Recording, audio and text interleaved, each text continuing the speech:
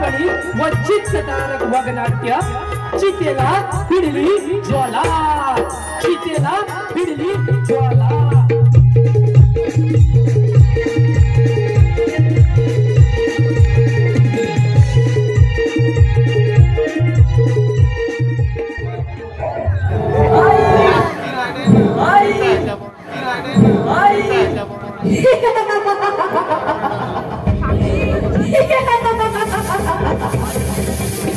मी आता तुझी आई राहिले नाही. माझं रूपांतर शैतानिक देहात झालंय. जा दूर जा तू इथून. दूर जा जा. कुठं जाऊ आई? कुठेही जा पण इथे एक क्षणी थांबू नकोस. या मेघ अंधारातून एकटा कसा जाऊ? कुठे राहू मी? भिवू नकोस. काल तुझा सहाय्य करीन पण या भयानक रात्री तू इथं थांबू नकोस. ही रात्र धोक्याची आहे. जा पळ इथून. भयानक रात्र दुश्मनी वायऱ्याची एक तुफानी रात्र.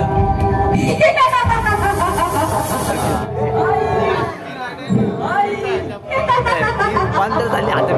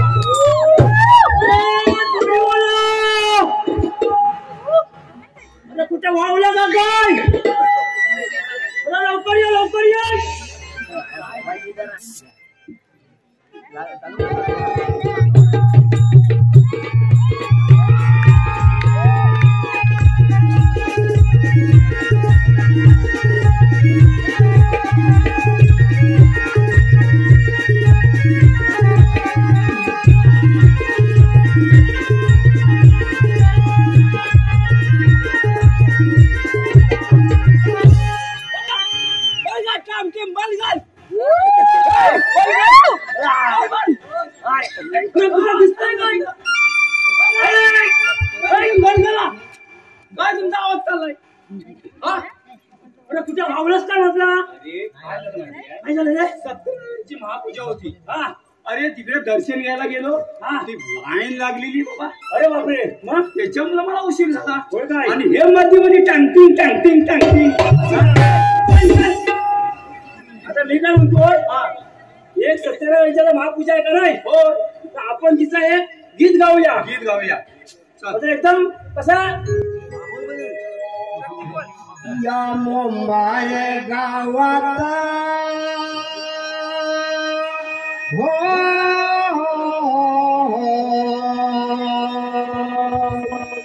या मुंबई गावात काय वाजत गाजत काय वाजत गाजत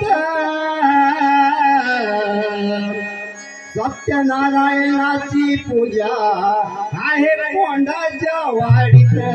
सत्यनारायणाची पूजा आहे कोंडाच्या वाडीत.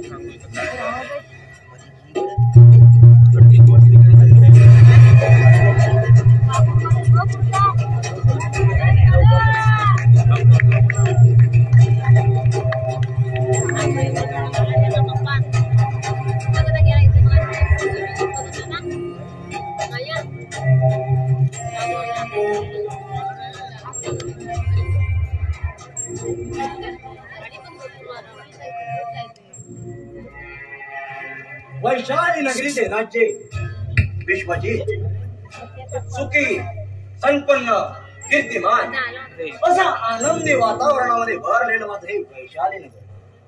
दान धर्म श्रद्धा भक्तिपूर्वक कर्म करणारा राजा विश्वजित आज एकांतवासी जीवन जगत आहे. वंशाला पुत्र नाही, प्रजेला भावी राजा नाही. आहे आहे आहे ते फक्त हे बिनवारशी राज वैभव. हवालदार आपला मारा कोणत्या रीतीत चाललाय? होय ना. मग न्यायाधीश धर्मपाल दरबारामध्ये आले होते की नाही? या धर्मपाल या वैशाली नगरीचे राज्य विश्वजित आपलं स्वागत करीत आहे. राजे स्वागत करत आमच्यासारख्या सेवकांनी आपल्यासारख्या चंद्रपुरी राजाचे. धर्मपाल मनाला संकोच लावून घेऊ नका. तुम्ही जरी आमचे सेवक असलात तरी या वैशाली नगरी राज्याचे सरन्यायाधीश आहात आणि या पदाचा आदर करणं हे आमचं कर्तव्यच आहे. त्या कर्तव्याशी आम्ही एकनिष्ठ राखून वैशाली नगरचे न्यायदान जगा सर्वस्वी ठरवू. शाबास शाबास. अशाच रामशास्त्री बापाच्या न्यायाधीशाची आम्हाला गरज आहे. उद्या या वैशाली नगरीचे राज्य गुन्हेगार म्हणून आपल्या समोर आले तर न्यायदानात कसूर होऊ नका. ही वेळ या जन्मी आमच्यावरती येऊ नये ही ईश्वरचरणी प्रार्थना आहे.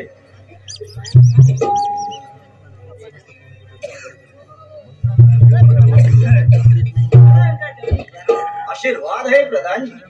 प्रधानजी आज एकाएकीत माझी भेट घेण्याचे कारण राजे एक विचित्र घटना घडली आपल्या राजवाड्यात. दोन दिवस आम्ही कष्ट करून घेतला. प्रधानजी काय असं घडलं तरी काय? वाड्यावर अनाथ आश्रमात एका बाईला खून झाला. तिचा प्रेत दरबार घाटच्या अरण्यात पडला आहे. खून वाड्यावरती झाला आणि प्रेत करमल घाटच्या अरण्यात. काय विचित्रपणा आहे हा प्रधानजी. महाराज ही सत्य घटना आहे. कोण आहे ती बाई? अनाथ आश्रमाचे नोंदवही कमला असं नोंदलं आहे. प्रधानजी कमला आणि तिचा खून झाला.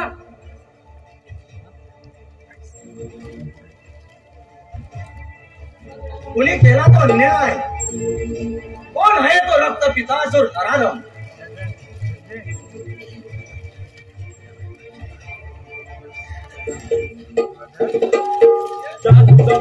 त्या आमच्याकडे आली होती न्याय मागण्यासाठी.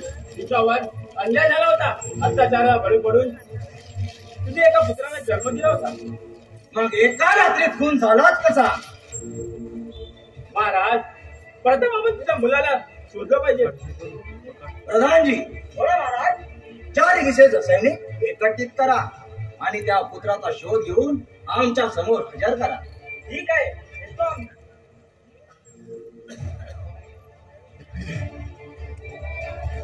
महाराज या विचित्र गुन्हामागे काहीतरी रहस्यमय घडले आहे.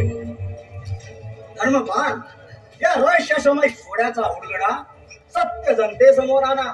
नाही तर ही प्रजा आजवरच्या या वैशाली नगरीची परंपरेची धुळवट साजरी करेल. येतो आम्ही.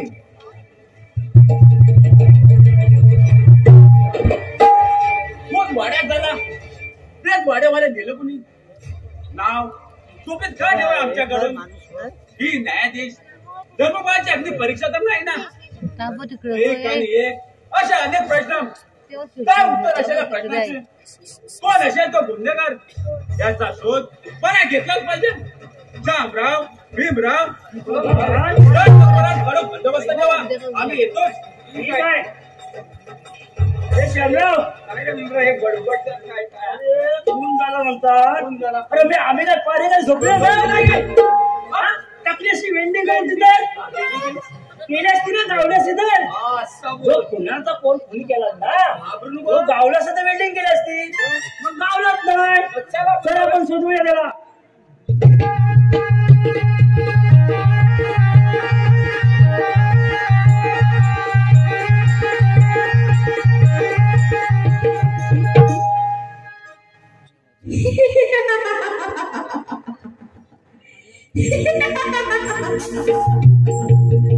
राजा विश्वजीत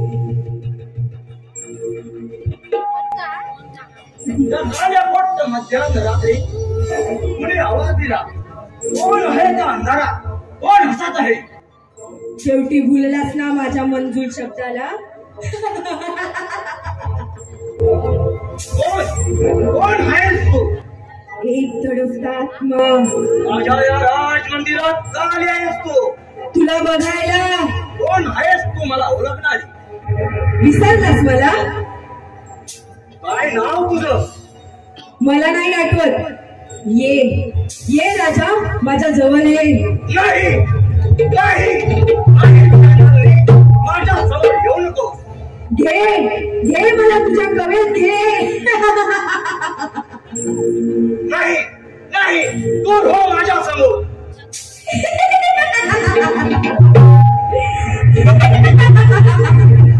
नाही मला असे छळू नको एवढा घाबरलास मला पण मी इथून तुला जाणार नाही तुझ्या सोबतच राहणार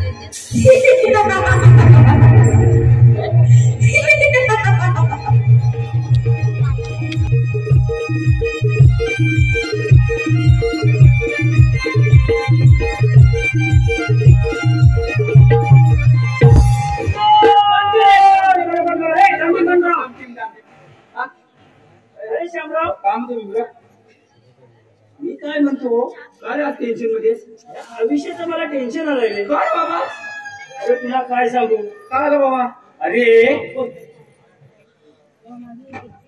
मी एका पोरगीच्या पाठीमागे लागलो होतो बापरे काय झाला मला काय म्हणते माहितीये काय म्हणते मी प्रेम करीन तुमच्या संगाती अरे बापरे पण लग्न करीन दुसऱ्या संगाती अरे मग ते कशाला तिच्या नावाला लागला अरे काय नशिबाला ढोल मारू अशा बारा पोळी बोलल्या मला अरे बापरे मग काय करणार मग काय नंतर विचार केला आपले ते आहे ना सुरेखा अरे काय राणी सारख्यानं बरोबर असते ती बघ बाबा तुला झेपली तर बघ नाही झेपायचं नाही आपण जरा तिच्या पाठीमागे लागायला पाहिजे ना जर समजा लाईन द्यायला तर द्याला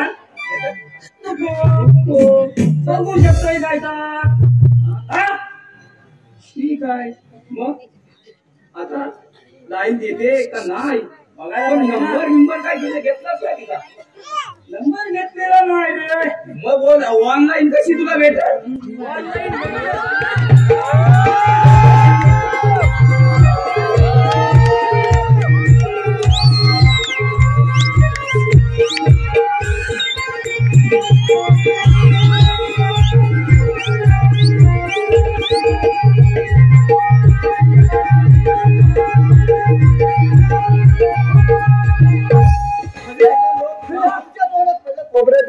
माझ्या नावाचा धंदा पेटत असता आणि तुझ्या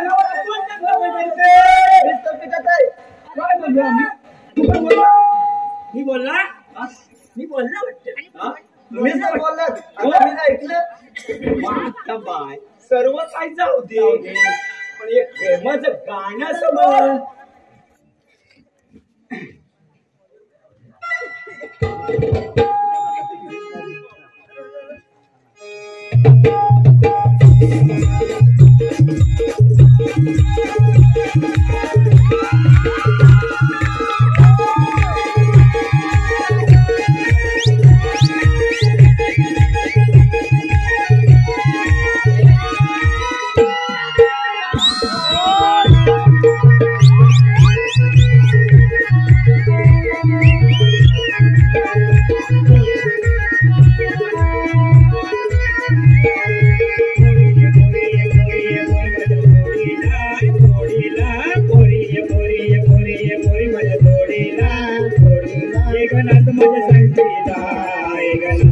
संगतीला एकनाथ माझ्या संगतीला एकनाथ माझ्या संगतीला बोले बोले बोले बोले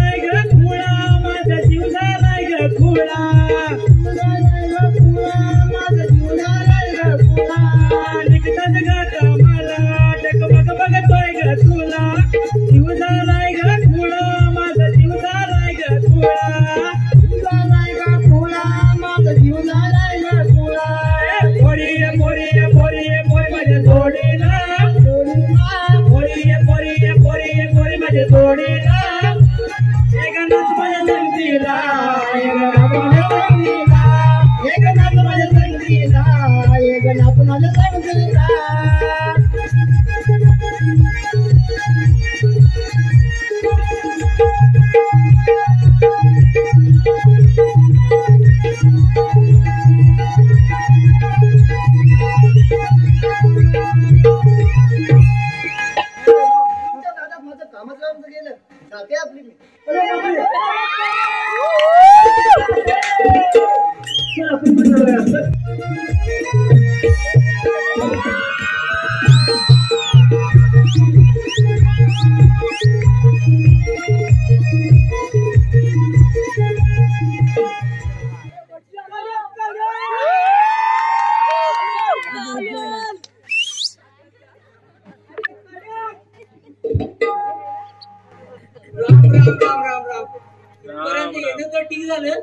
पण आता या करबळघाटच्या अरण्यातून पुढे जायचं म्हणजे जीव अगदी मेल्यातच जमा. कधी वाघ शेर तुटून पडेल सांगताही येत नाही. शिव शिव शिव शिव शिव बटुरक्या काही भटाला हात मारायची पद्धत झाली. काका म्हणा काका. काका होय थांब दिलं. बरं झालं बाबा सोबत मिळाली. अगदी देवानेच पाठवल्यासारखं आलास बघ काकांच्या सोबतीला. ये लवकर ये.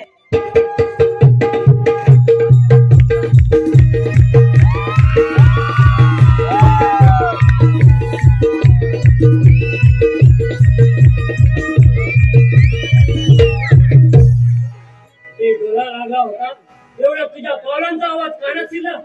अरे तू आहेस कोण आणि असं विचित्र मला ओळखलंच नाही वाटतं. नाही मी पाहिले नाही बघितलं नाही. मग ओळखणार कसं? ते गेला होता. मी एका श्राद्धाला जाऊन आलो. मिळकत फार छान झाले असेल. दाखव भाऊ. अरे असं वाकून काय बघतो? शिव भाऊ दाखव म्हणतो ना तुला. अरे असं शिवू नकोस. मला संध्याकाळी सत्यनारायणच्या महापूजेला जायचं आहे. माझ्या हातून जिवंत सुटशील तेव्हा ना. अरे पण तू आहेस कोण? या करमल घाटचा अधिपती खडकपूर भीमसेन म्हणतात. अरे बापरे नमस्कार. परमेश्वरा वाचव रे बाबा मला. ओट्याने ओरडशील आणि चापच्या जागी ना करेल. नाही ओरडत. हा बेल न जवळचा सर्व काही असेल टाक. अरे बाबा असं करणं चांगलं का? कशाला लुबाडतोस या गरीबाला? पोटाची काळजी भरण्यासाठी मला वाटेल ते करावं लागतं. अरे बाबा असं पोट तर कुत्रा सुद्धा भरतो आणि तू तर मानव आहे. उगाच तोडाची पोपट बनची नको. इकडे शिवलास मला. काय म्हणाला? अरे मोठे माणसा कशाला वडिला छळ करतो? चल नाही माझा धंदाच आहे तो अशी तुझ्यासारख्याची लुटमार करण्याचा. अरे बाबा असं करणं चांगलं का? तुझा शास्त्र गेल्या खड्ड्यात देतोस की घालू लाव? देतो पण मला मारू नकोस. आता कसा आलास वाटणीवर? वट्टीवर नाही शाव देऊन भस्म करेन तुला. काय म्हणाला? डोक्यावर मारतो पण मला मारू नकोस. मग आटप लवकर. आटपतो तुझ्यावर का सर्जनचा समोर असल्यावर कोण आटपायचं बाकी राहील. हे घे सर्व काही घे.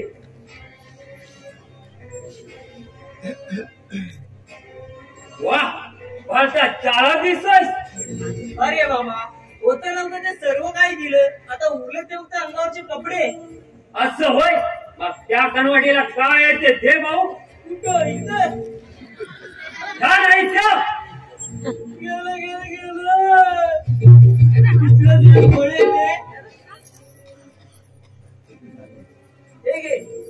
पैसे सुद्धा घे पण मला जिवंत सोड. बस झालं माझं काम. जा चालता हो इथून. कामन आहेस म्हणून सोडून देतोय तुला. जातो देवा बघरे या वेळेला मुद्दा पण म्हणजे मी तुला गायच्या तुपाची वाट लावीन. पण आता मात्र तुझी वाट लावतो. अरे वेळेला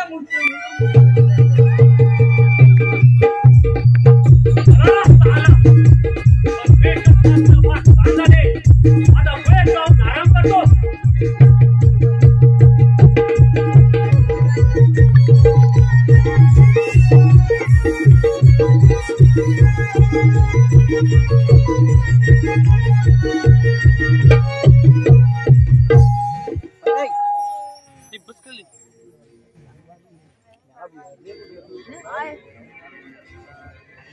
तो प्रसंग आठवला की जीवाला कसं थकाप होऊन जात.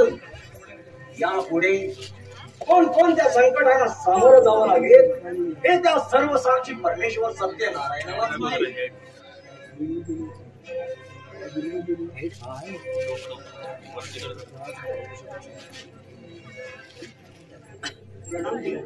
आयुष्यमान भव वाले एकाएकीत माझी भेट घेण्याचे कारण मी आपल्या परवानगीसाठी इथे आले नाही. बाल कुठे चाललेस तू?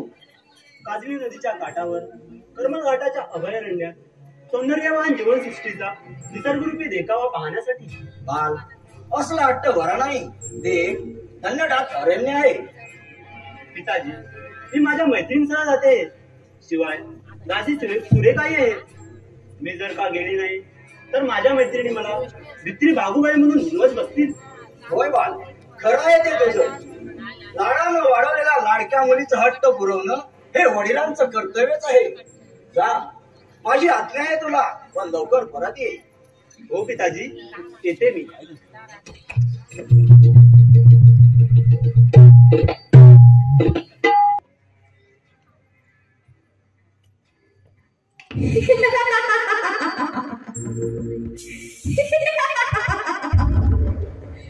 राजा विश्वजीत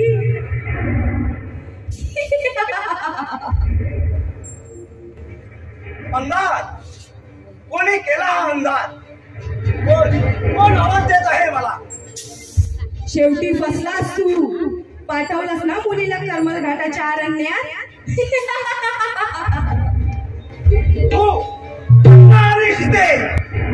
होय तुला बघायला आले मी. कोण आहेस तू मला ओळखणारी? विसरलास मला? नाव काय तुझं? आठव विचार स्वतःच्या मनाला, मग कळेल तुला. नाही मला मुलीच माहित नाही. कोण आहेस तू? जे हवं ते घे आणि चालती हो इथून. नाही मी इथून जाणार नाही. मी इथेच राहणार आहे तुझ्या सोबत. माझ्या सोबत म्हणजे तू?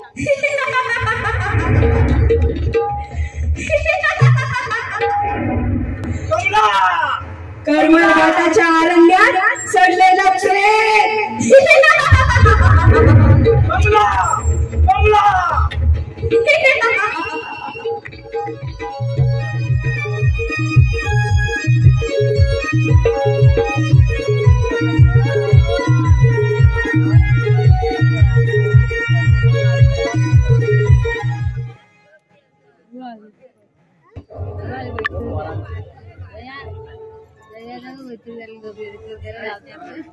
तेच ते करमल घाटचं अभयारण्य. ही नागमोडी दिसणारी वाट सरळ काजवी नदीवर जाते. किती सुंदर देखावा आहे.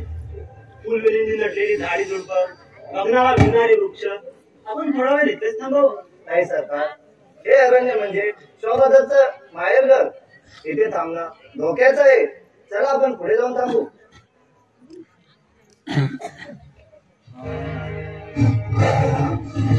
बाई इथं वाघाची डर झाली. तरी मी तुम्हाला सांगत होते इथे येण्याचा वेळेवाला करून बसा आता पुढे ते घरी मारू.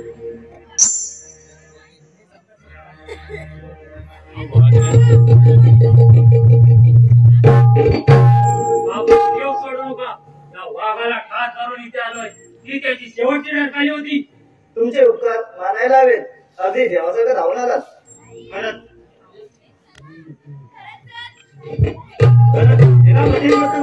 आपण आमचं रक्षण केलं.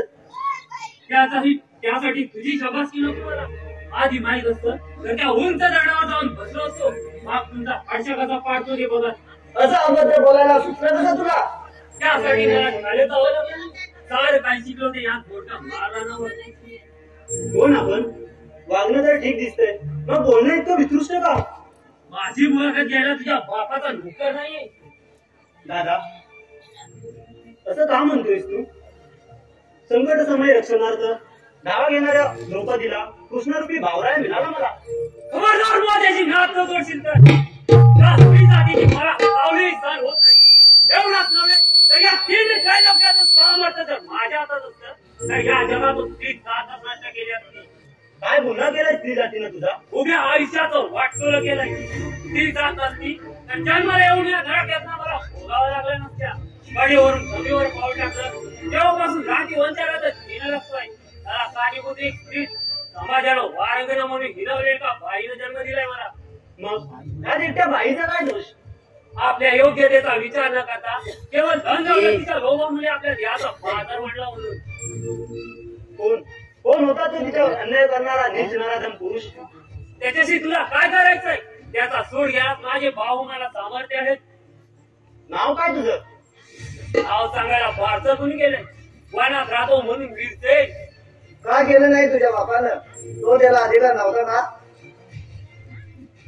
बाप बाप नर जातीचा नीच पुरुष? मला फक्त त्याचं एकदा नाव सांग. उगाच माझा महत्व चौकालू नकोस. त्या द्वाराग्नीची डिंगी माझ्या मस्तकाला धुली तर इथेच तुला चेंगवणीला करून टाकेल. नाही दादा, मी राजवाड्यात परतले तरी तुझ्यावरचा अन्याय मला स्वस्त बसू देणार नाही. वैशाली नगरची राजकन्या वैशाली आहे. तू इथे पाऊल टाकता क्षणी मी ओळखलं तुला. मग माझ्यापासून का मुक्त ठेवतोयस त्याने नराधम पुरुषाचं नाव? त्याला कारणही तसं नाही. तुझ्या प्रश्नाची सर्व उत्तरे तुझ्या पायात दडली आहेत. जाऊन त्याचा शोध घे. न्यायाधीश धर्मपाल याला साक्ष आहेत. त्यांना जाऊन विचार. तू इथून जाऊ शकतेस. निघते मी दादा, परंतु जाण्यापूर्वी या लहान बहिणीची सुद्धा छोटीशी विनंती आहे. काय विनंती आहे तुझी? तुझ्या रूपात मला भाऊराय मिळाला. उद्या भाऊबीज, बहीण भावाचा पवित्र मंगलाचा दिवस. त्यासाठी तुला राजवाड्यात यावं लागेल. बहिणीच्या शब्दाचा मान राखेल. उद्या वाड्यावर हजर असेल. हे तुझ्या स्वागतासाठी सज्ज असेल मी. चला तुम्हाला सीमेपर्यंत सोडायला येतो. चल दादा.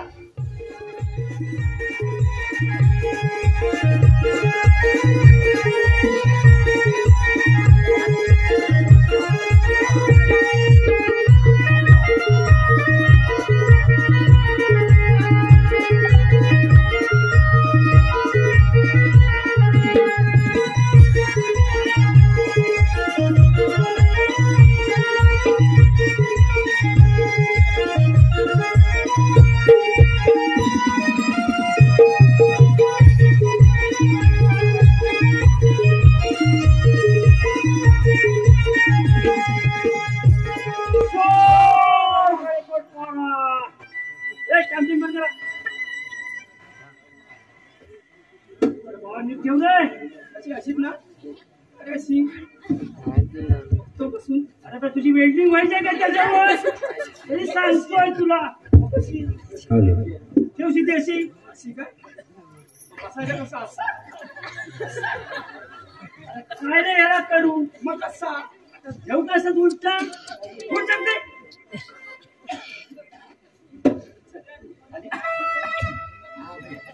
काय माहितीये काय लय पारा करून आपलं आपण. अरे काय पारा करतोस?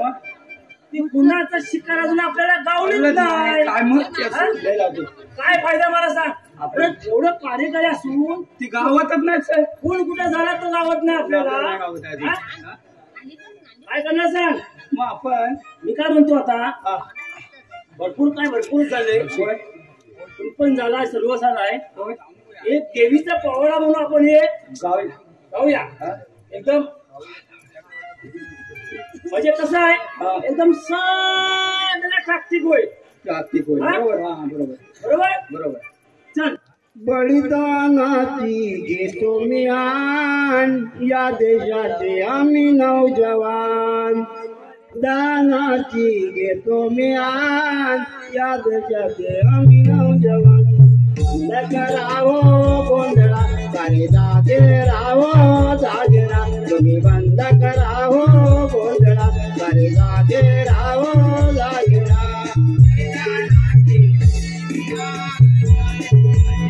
नौजवान बलिदानाची घेतो मी आण. बंद करावो गोंधळा सारे जागे राहो जागेरा.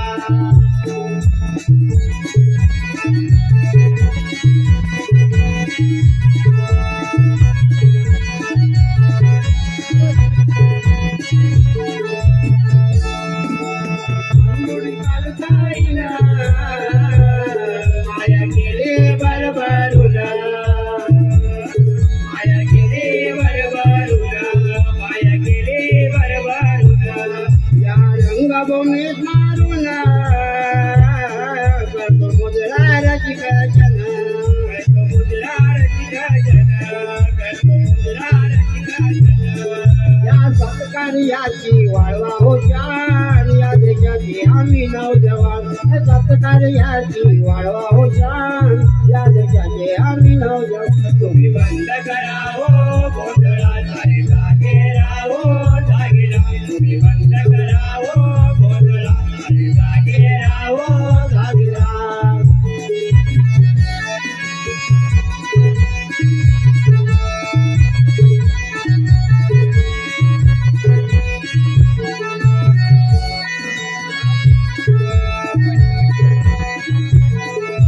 देशाचे आम्ही नरवीरा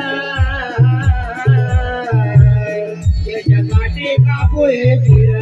देशासाठी कापुळे तीर.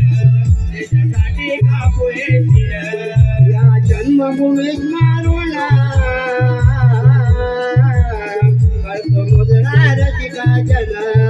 मुजरा रसिका जन. करतो मुजरा रसिका जन.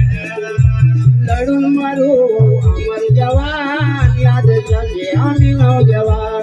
लढून मारू अमर जवान या देशाचे आम्ही नौजवान. तुम्ही बंद करावो गोंधळा सारे जागे राहो जागेरा. तुम्ही बंद करावो गोंधळा सारे जागे राहो जागेरा. बलिदानाची घेतो मी आण या देशाचे आम्ही नौजवान. बलिदानाची घेतो मी आण या देशाचे आम्ही नौजवान. तुम्ही बंद करावो गोंधळा सारे जागे राहो जागेरा. तुम्ही बंद करावो गोंधळा सारे जागे राहो जागेरा.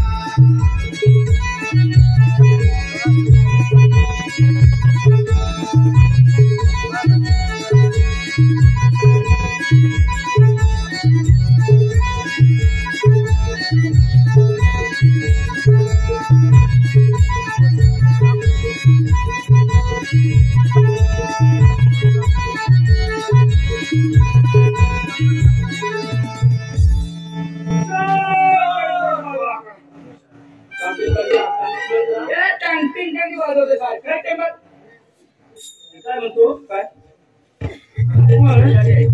हा? महाराजांची जिम्मेदारी.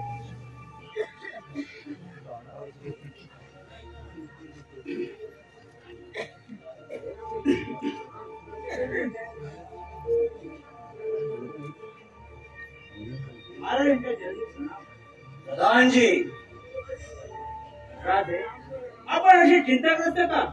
आमच्यासारखे प्रधानजी आपल्याकडे असताना आपण चिंता का करावी? प्रधानजी हे आमचं कधी न संपणार दुःख आहे. हे जर एकदा डोक्यात शिरलं तर विचार आमचा कसा थैमान होऊन जातो. राईट. माणसाच्या जीवनात कल्पनेच्या घराने रंगवलेली चित्रे जर देशमुख झाली तर आयुष्यावर मनाला धडत राहतं. हीच अवस्था आमच्याही आमच्या महाराणी एक तरुणास आम्हाला सोडून गेल्या. उद्या दुर्गा मातेच्या उपासनाचा दिवस. 15 वर्षापूर्वी आम्ही जोड्याने नवस बोललो होतो आमच्या पोटी अंकुर दे, परंतु राणी सरकार निघून गेल्या. वैशालीची जबाबदारी आमच्या शिरावरती टाकून ते विधिलिखित कोणालाही चुकलं नाही. त्यातून सावरणं आपलं कर्तव्य आहे. प्रजेचे पालन करते राजे श्रीमान श्रीमंत सोन्याच्या पलंगावरती निद्रासुख करणारा राजा जरी असलो तरी तेवढंच दुःख माझ्या वाट्याला आहे. जागरामध्ये पोहणाऱ्या माशालाही रडता येतं, पण त्याची आसवा कुणाला दिसत नाही. प्रधानजी आशीर्वाद आहे धन्यवाद. राजे राजवाड्यावर एक नवीन संकट आलं आहे. सरकार खाण्याच्या आनंदात गिरशा गावाचा दरडून कोण वास्तव्य करत आहे. म्हणजेच माझ्या वैशाली नगरीवरती आलेले नवीन संकट म्हणावं आहे. राजे आपण चिंता करू नका. या दरोड्या खोऱ्याचा बंदोबस्त करण्यास आम्ही समर्थ आहोत. प्रधानजी लागेल तेवढं सैन्य घ्या आणि त्या दरोडखोराला जेल बंद करून माझ्या समोर हजर करा. त्याच संसेनेचे त्याच्या तुकडे तुकडे करून ते तुकडे कोल्या कुत्र्या पुढे नाही भेटले तर नावाचा राजा विश्वजित नाही, विश्वजित नाही.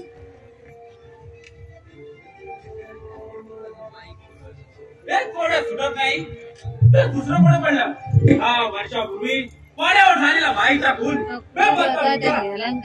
कोण असेल तो दरड कोण. काय उत्तर असेल या प्रश्नाचं? राजकुमारी कोणा सुरू बसला तर सोडवणं कठीण आहे. प्रयत्न करा, यश मिळेल. सागर तळाशी शंख शिंपले मोती जरूर मिळतात, परंतु ते हाती घेण्यास कठोर परिश्रम घ्यावे लागतात. धर्मपाल धैर्य सर्व जिंकून सत्य प्रकाशित करण्याची हिंमत आहे माझ्यात. धर्मपाल 10 वर्षापूर्वी वाड्यावर एका बाईचा खून झाला होता. हो राजकुमारी, त्या दिवशी राजवाड्यावरती विचित्र प्रकार घडला. बाईचा खून, बेपत्ता मुलगा, त्याचा तो त्या पत्ता लागलेला नाही. काय गुन्हा होता त्या बाईचा? गुन्हा बाईचा नाही, एका तरुणीचा होता. त्या तरुणाने तिला लग्नाचे वचन दिलं होतं. तिच्या सौंदर्याला मोहित होऊन त्याने त्याचा भोग घेतला. नंतर पापाचा धनी व्हायला नकार दिला, तिला दूर लोटला. आल्यापेक्षा सहन करून तिने एका पुत्राला जन्म दिला होता. धर्मपाल तुम्ही निश्चिंत राहा. वर्षांनी प्रश्न दूर उठला असला तरी उत्तर आता नजदीक आहे. राजकुमारी, सर्व काही कारण तुम्हाला करू नये. स्वतःहून रचलेली चिता आहे, तिला काय एकदा ज्वाला भेटली की सर्वांची राख रंगोली होईल. चला मला निघायला हवं. उद्या माझा भावरा येणार आहे. पण त्या भावनाला आम्हाला भेटावंच लागेल. चला तर भेट राजवाड्याचा चढवा. चला धर्मपाल. शामराव सांगतो भीमराव. आम्ही स्वतः शिकार पण नाही, यांना कुठलं माहिती आहे? आम्ही एवढं पाहणा करतोय बघा. टामटीम बंद करायचं पण येणार बघा. याला ऐकून लागलं. हा? यांना बातमी कोण देतो? बातमी आली आहे, पण ते गावात नाही शिकाय अजून. आम्हाला गावात नाही तर याला काय लावणार? चला आपण विचार करू.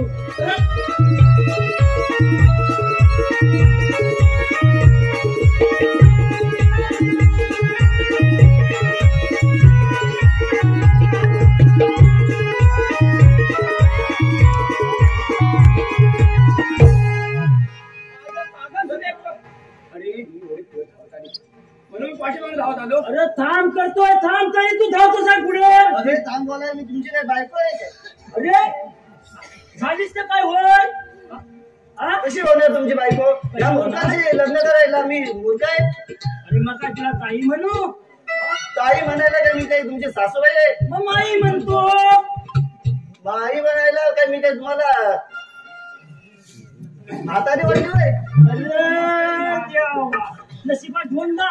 आता काय ताई म्हटली, बाई म्हटली, आता काय करायचा? बाई मौत. बाई आहे?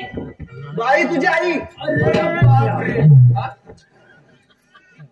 आम्हाला क्षमा क्षमा कर. काय पाया पडतो. आता कशा वटणीवर आलात? चला या माझ्या मागून. काही साहेबांनी बोलावलंय दोघांना.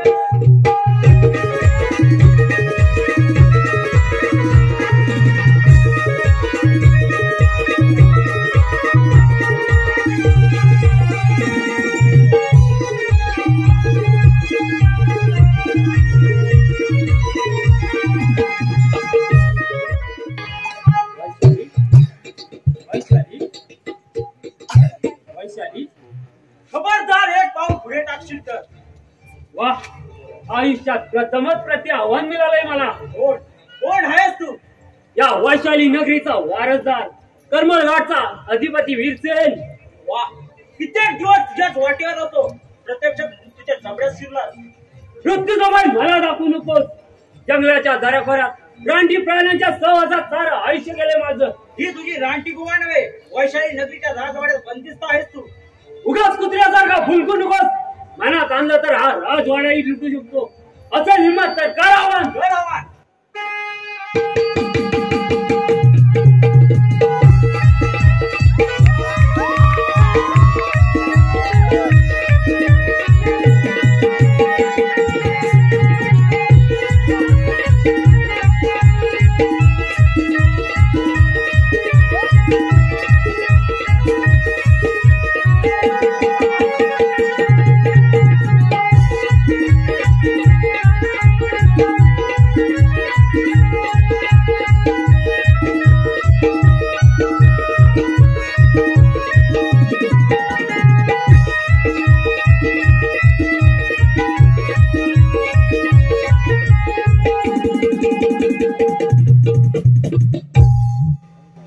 अविचार करू नको.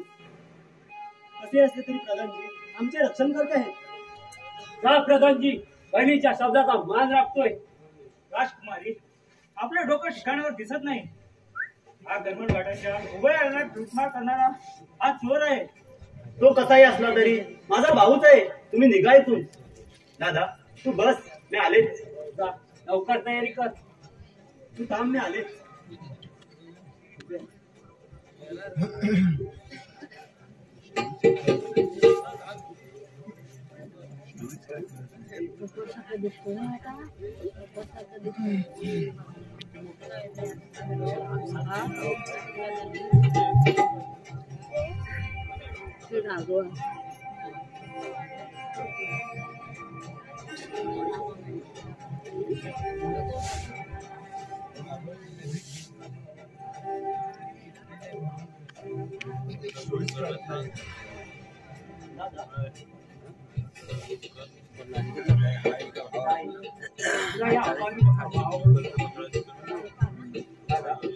हा हिरेजडी प्रश्नांचा हात फक्त राजे लोकांच्या काय फक्त तुझ्याकडे बसा. शिवाय हा हात तुटलेला. सांग दादा, कुठून मिळवलास तो हा? तुला मागच्या भेटीत म्हटलं होतं, तुझ्या प्रश्नाची उत्तर तुझ्याच वाड्यात दडली आहे. न्यायाधीश धर्मपाल याला साक्षी आहे, त्यांनाच दाखवतो. सर्व काही कळून चुकलंय मला. दादा माझ्या आजचे दोन घास खाऊन घे. नाही, ही तुझी दुसरी विनंतीही मान्य करतो, परंतु तिसऱ्या विनंतीला होकार मिळणार नाही. दादा असं का म्हणतोयस तू? मला प्रश्न करू नकोस. जेव की जाऊ ते सांग. चल दादा, मधल्या ताटावरून उठून जाऊ नकोस. चल.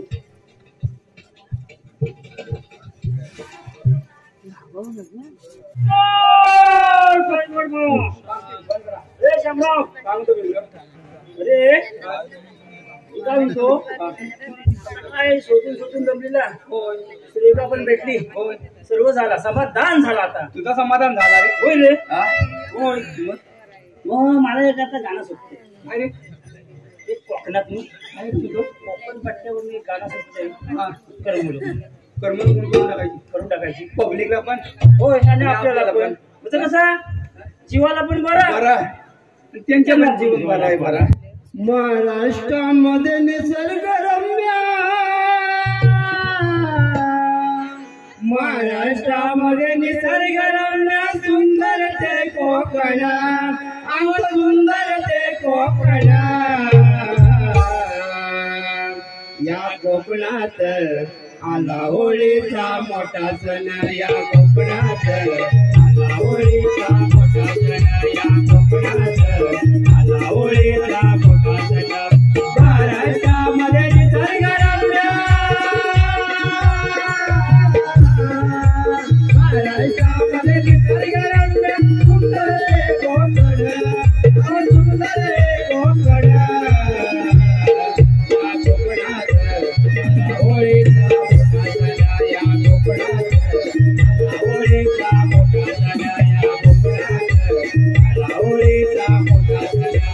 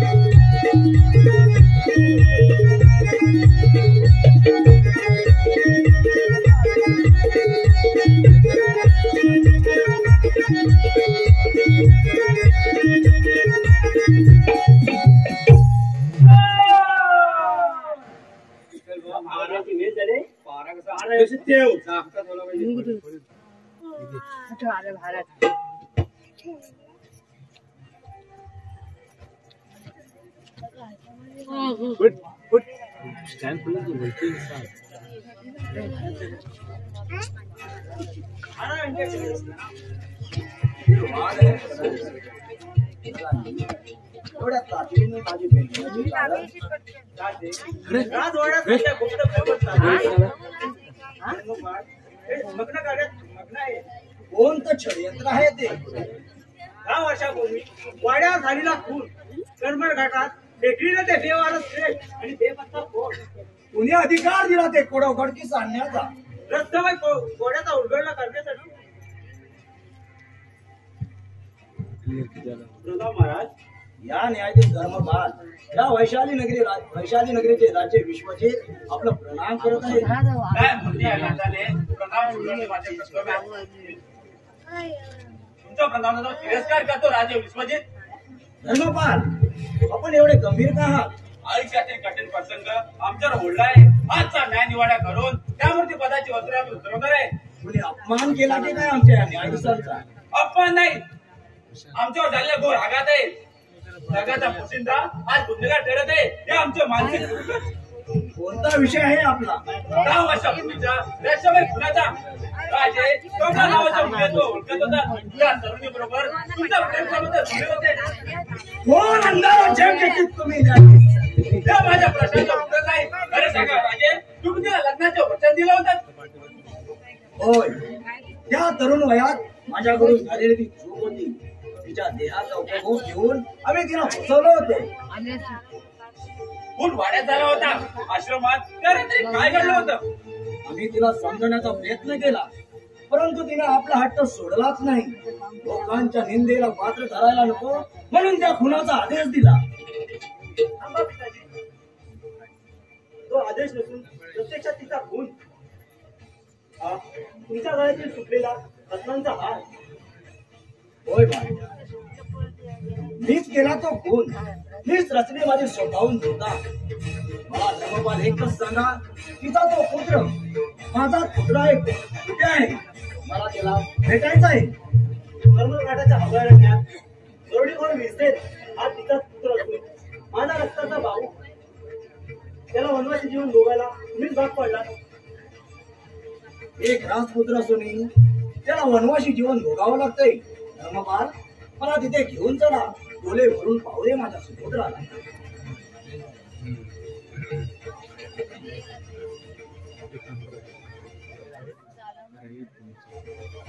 राजा विश्वजी हे बालवीरसेन, खबरदार माझ्याशी नातं जोडायचं. जन्म होण्याआधी पित्याचा टाप निघाला समजा. जन्मल्यावर मातृसुखाला वंचित झालेला मी मुक्तीदाराचा पुत्र. तुमच्यानी माझा काय संबंध? बाल, असा रागावू नकोस. तुझ्या हेतूला ओळखतो मी. त्या राजसत्तेच्या लोभापाठी मी अंदाज झालो होतो. त्याचा प्रचकार होता मला. दादा आम्हाला ऐकलं क्षमा कर. विरसेन, हे राजवैभव, ही राजगादी मी आनंदाने तुझ्या सवादी करीन. टाटामाटाने हे राज्याभिषेक करून तुझी हे राजगादी तुझ्या सवादीन करीन. हे सारं विश्व जरी माझ्या पायावर आणून रोखलं तरी त्याचा काहीच उपयोग होणार नाही. तुझ्या उपकाराची गरज होती ती त्यावेळी. आता माझे भाऊ मला सामर्थ्य आहेत. तुला फक्त मिळेल ते माझ्याकडून फक्त मरणच. हा विरसेन, मरणाची भाषा आमच्या समोर करू नकोस. न्यायाधीश धर्मपाल योग्य ते न्याय देतील तुला. म्हणून त्याला कैद करण्याचा आदेश देऊ पोलीस नाही. गुन्हेगाराला देश शासन व्हायला पाहिजे. राजा नाना निघाला तरी पैशाने नगरचं न्याय द्याल मी पोलीस फिरू देणार नाही. धर्मपाल, शाबास धर्मपाल, माझ्या या वैशाली नगरीचं न्यायदान जगात श्रेष्ठ ठरवल्याबद्दल आम्ही तुमचे आभारी आहोत. महाराज, मला क्षमा करा. दादा ते सैतानी विचार मनातून काढून टाक आणि आम्हाला एक वेळ क्षमा कर. यावेळी तुझा काही ऐकणार नाही. मला दिसतो आहे तो फक्त खून, मातेचा खून. बोल बोल राजा, तुला मरण कोणत्या प्रकारे देऊ मी?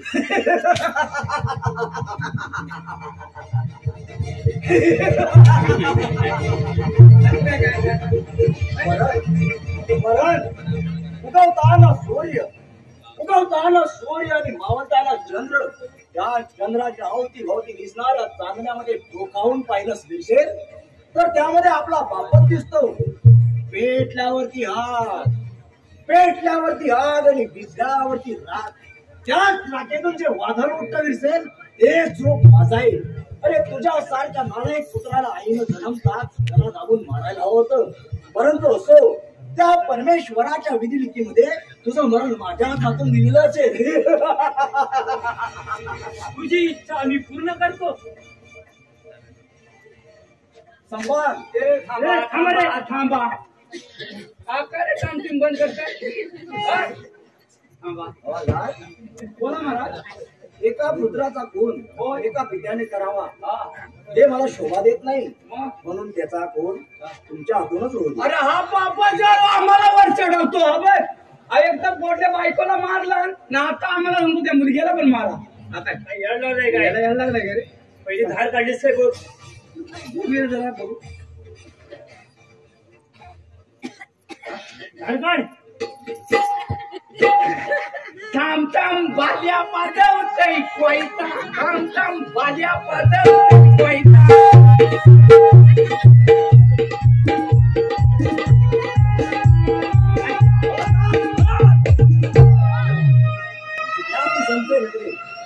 एक लक्षात ठेवा, सैनापती धर्मपाल असतानाही माझ्या पुत्राबरोबर मला युद्ध करायला लागतंय. पण माझ्या पाठी विरसेन त्याला ही राजगादी मिळाली पाहिजे. जरी ह्या रणगारामध्ये मला मरण आले तरी माझ्या पाठी ही राजगादी त्याचीच असेल. जाऊ दे.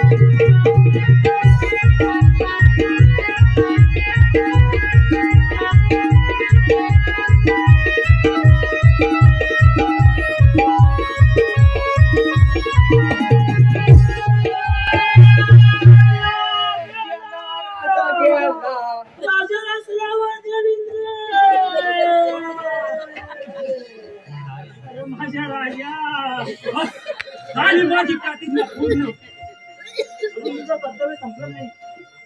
खून सत्यानाचा केलास, पण तू जन्मदाता बाप होता तुझा. बाप हे शब्द आयुष्यात माझ्या मुखातून म्हटले गेले नाही. तसंच होतं म्हणून काय नाही, तू इच्छा सोडून जाणार आहे. बापाच्या देवाला एवढा राग करू नको. तुझं कर्तव्य आहे. जन्मदाता बापाचा खून केला, आधीच खुनी आणि डाकू जग काय म्हणेल मला. तू जाऊ शकत नाही. धर्मपाल, मी तुमच्या शब्दाची अवज्ञा बोलणार नाही. मी माझं कर्तव्य पार पाडायला तयार आहे.